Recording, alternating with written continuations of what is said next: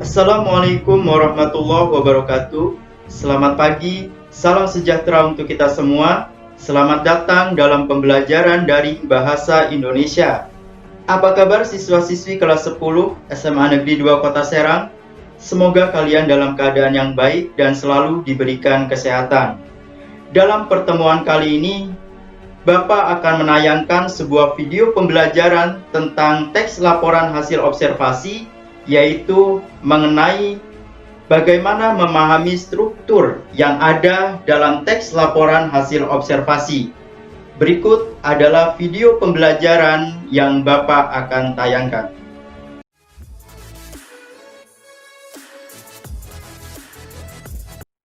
Baik, kali ini saya akan menyampaikan materi tentang struktur teks laporan hasil observasi. Video ini lanjutan dari materi-materi sebelumnya, yaitu tentang pengertian teks laporan hasil observasi. Silahkan disimak.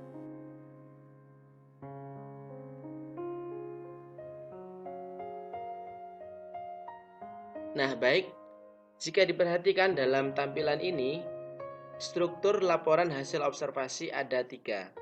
Yang pertama yaitu definisi umum, yang kedua deskripsi bagian, yang ketiga deskripsi manfaat.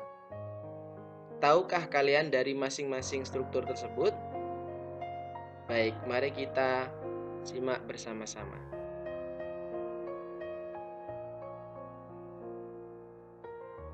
Baik, yang pertama adalah definisi umum.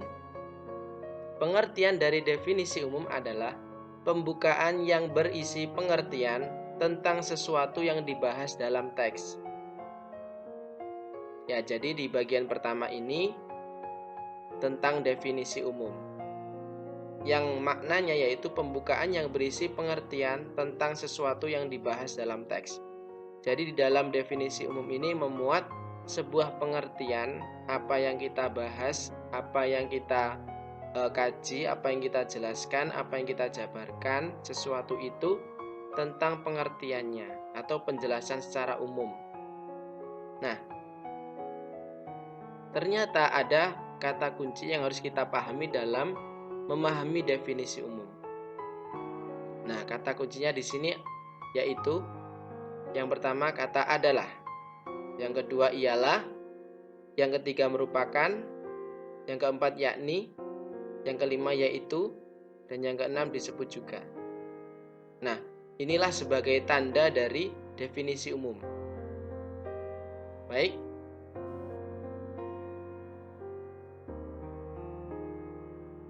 Nah, sekarang kita masuk di contoh dari definisi umum. Jika kita perhatikan di sini ada contoh laporan hasil observasi dari pohon kelapa. Mungkin tidak asing ya dengan pohon kelapa, tentu kalian juga sudah sering melihat pohon kelapa.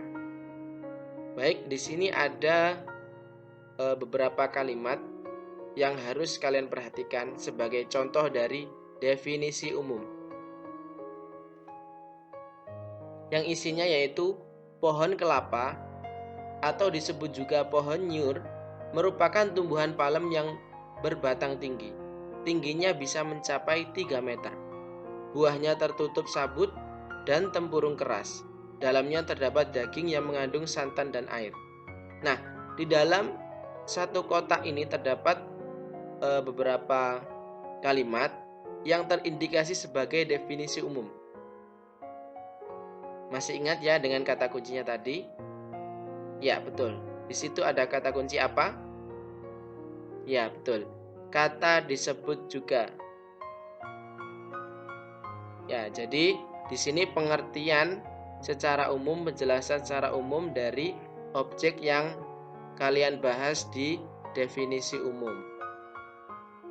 Ya, misalnya pengertian pohon kelapa. Pohon kelapa adalah pohon kelapa disebut juga. Nah, seperti itu. Baik, kita langsung nyambung ke kotak selanjutnya, yaitu kalimat kelapa adalah sebutan dari nama buah yang dihasilkan tumbuhan ini. Kelapa menjadi tumbuhan serbaguna karena dimanfaatkan semua bagiannya oleh manusia. Karena banyak manfaatnya, maka tunas kelapa dijadikan sebagai lambang pramuka di Indonesia. Ya. Jadi di kotak yang kedua ini juga terindikasi sebagai definisi umum. Masih ingat ya kata kuncinya? Ya, betul. Di situ ada kata adalah. Ya. Jadi pada intinya dalam definisi umum ini yang harus kita perhatikan betul yaitu kata kuncinya. Dan di sini intinya yaitu berisi tentang pernyataan umum yang membahas tentang objek yang akan kita bahas. Ya, intinya pernyataan umum atau pengertian dari objek yang akan kita laporkan. Oke, jelas ya? Baik. Kemudian yang kedua yaitu deskripsi bagian. Nah, penjelasannya atau pengertiannya yaitu bagian yang berisi penjelasan rinci dari sesuatu yang dilaporkan. Nah, kalau kita melihat dari definisi umum yaitu kita membahas tentang pernyataan umumnya atau pengertiannya. Sedangkan di bagian deskripsi bagian ini yaitu kalian diminta untuk menjelaskan rinciannya, bagiannya. Tentu kalian sudah pernah mendengar atau membuat tentang deskripsi ini mungkin di materi sebelum-sebelumnya. Tentu itu akan sangat membantu kalian dalam memahami di bagian struktur yang kedua ini yaitu deskripsi bagian. Di sini kalian diminta untuk menjelaskan serinci mungkin sesuatu yang dilaporkan. Oke ya. Di sini juga ada kata kunci yang harus kalian pahami yaitu kata terdiri atas, kata antara lain, dan kata sebagai berikut. Ya. Nah, di sini kata kuncinya yang harus kalian pahami terdiri atas, antara lain, dan sebagai berikut. Oke, lebih jelasnya mari kita simak contoh deskripsi bagian.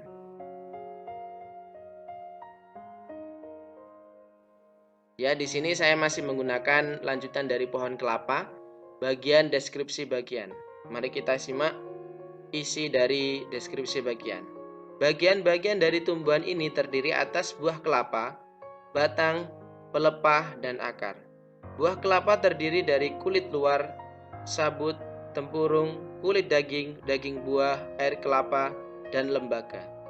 Nah, jadi di bagian deskripsi bagian ini terindikasi ada kata kunci yang sudah kita sebutkan tadi, yaitu kata terdiri atas dan kata terdiri dari. Nah, harusnya ini terdiri atas ya.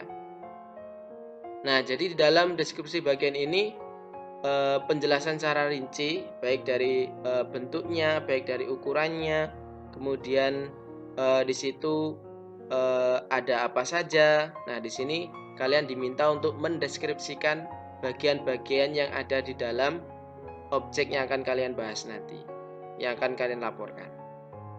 Oke, mudah ya. Baik, kita lanjutkan. Kemudian yang ketiga atau yang terakhir yaitu deskripsi manfaat.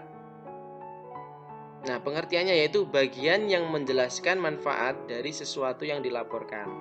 Nah, inilah ciri khas dari teks laporan hasil observasi yaitu memiliki deskripsi manfaat. Ya, jadi setelah di awal tadi dijelaskan pernyataan umum pengertiannya, kemudian yang kedua yaitu dijelaskan, dideskripsikan bagian-bagiannya, kemudian yang terakhir yaitu dideskripsikan manfaatnya. Tentu apa yang kita lihat, apa yang kita amati, apa yang kita laporkan nanti harus memiliki manfaat.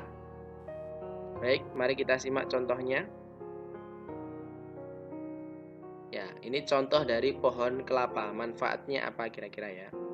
Nah, di sini sudah tertulis berdasarkan penelitian yang ada, kelapa diyakini bermanfaat untuk menyembuhkan penyakit seperti TBC, luka bernanah, wasir, disentri, dan kolera.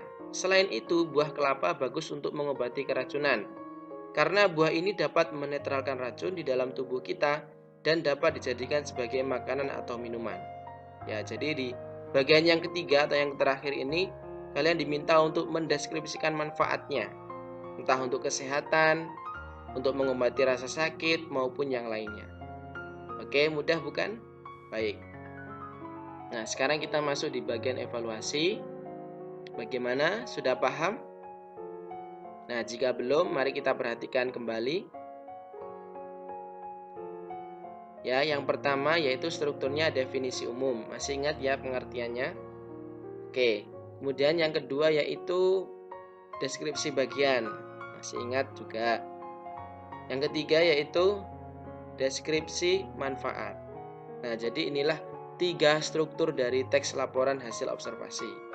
Tentu ini juga cukup mudah untuk kalian hafalkan karena di sini hanya 3. Yang pertama definisi umum, deskripsi manfaat, deskripsi bagian, dan yang terakhir yaitu deskripsi manfaat. Ya, tadi juga sudah diberikan contohnya. Silakan dipahami dengan sebaik-baiknya agar nanti dalam memahami dan mengaplikasikan di dalam pembelajaran juga lebih jelas dan lebih baik lagi. Ya, baik. Terima kasih sudah memperhatikan, sudah menyimak, sudah menonton materi struktur laporan hasil observasi. Terima kasih sudah menonton. Semoga bermanfaat. Terima kasih sekali lagi dan wassalamualaikum warahmatullahi wabarakatuh.